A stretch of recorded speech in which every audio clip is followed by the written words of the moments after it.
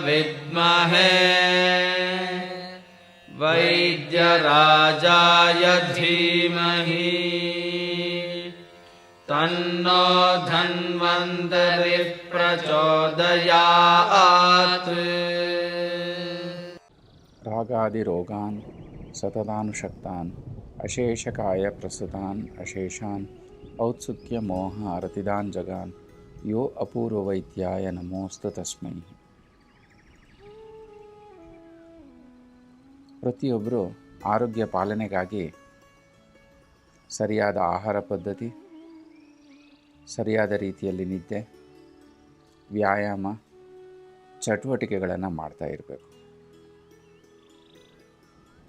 ಆದರೆ ಕೆಲವೊಂದು ರೋಗಗಳಲ್ಲಿ, ಕೆಲವೊಂದು ವ್ಯಕ್ತಿಗಳಲ್ಲಿ ಒಳ್ಳೆಯ ವಸ್ತುಗಳು ಸಹ ನಿಷೇಧಿತವಾಗಿರ್ತದೆ. ಇಂದಿನ ದಿನ ವ್ಯಾಯಾಮವನ್ನು ಯಾರ್ಯಾರು ಮಾಡಬಾರ್ದು ಅಂಥೇಳಿ ನೋಡೋಣ.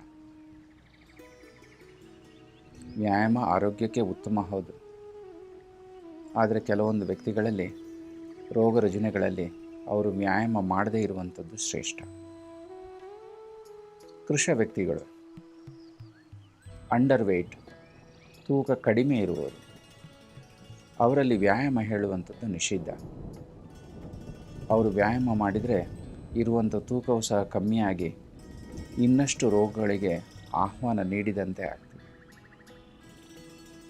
ಯಾರಲ್ಲಿ ಕೆಮ್ಮು ದಮ್ಮು ರೋಗಗಳಿರ್ತದೋ, ರೆಸ್ಪಿರೇಟರಿ ಟ್ರ್ಯಾಕ್ಟ್ ಇನ್ಫೆಕ್ಷನ್ಸು, ಉಸಿರಾಡಲಿಕ್ಕೆ ಕಷ್ಟ ಆಗುವಂಥದ್ದು, ಕೆಮ್ಮು ಬರುವಂಥದ್ದು, ಇಂಥವರು ಸಹ ರೋಗ ವಾಸಿಯಾಗುವಲ್ಲಿವರೆಗೆ ವ್ಯಾಯಾಮವನ್ನು ಮಾಡಬಾರ್ದು.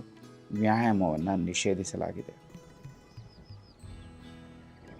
ಯಾರು ಬಿದ್ದು ಕೈಕಾಲು ನೋವು ಮಾಡ್ಕೊಂಡಿರ್ತಾರೋ, ಕೈಕಾಲಲ್ಲಿ ಗಾಯ ಮಾಡ್ಕೊಂಡಿರ್ತಾರೋ, ಏಟಾಗಿರ್ತದೆಯೋ ಅಂಥವರು ಸಹ ವ್ಯಾಯಾಮವನ್ನು ಮಾಡಲಿಕ್ಕೆ ಹೋಗಬಾರ್ದು. ಊಟದ ತಕ್ಷಣ, ಆಹಾರ ಸೇವಿಸಿದ ತಕ್ಷಣ ವ್ಯಾಯಾಮವನ್ನು ನಿಷೇಧಿಸಲಾಗಿದೆ.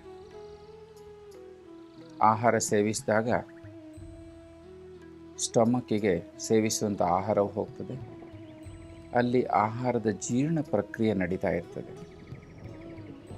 ಒಂದು ವೇಳೆ ಆಹಾರ ಸೇವಿಸಿದ ತಕ್ಷಣ ವ್ಯಕ್ತಿಯು ಆಟೋಟಗಳಲ್ಲಿ, ವ್ಯಾಯಾಮದಲ್ಲಿ, ಜಿಮ್ನಲ್ಲಿ ಕಸರತ್ತುಗಳನ್ನು ಮಾಡಿದರೆ ಈ ಜೀರ್ಣಶಕ್ತಿಯು ಏರುಪೇರಾಗಿ ಜೀರ್ಣಶಕ್ತಿಗೆ ಸಂಬಂಧಪಟ್ಟಂತಹ ವಿವಿಧ ಕಾಯಿಲೆಗಳು, ರೋಗಗಳು ಬರುವಂಥದ್ದು ಕಟ್ಟಿಟ್ಟ ಬುತ್ತಿಯಾಗಿದೆ.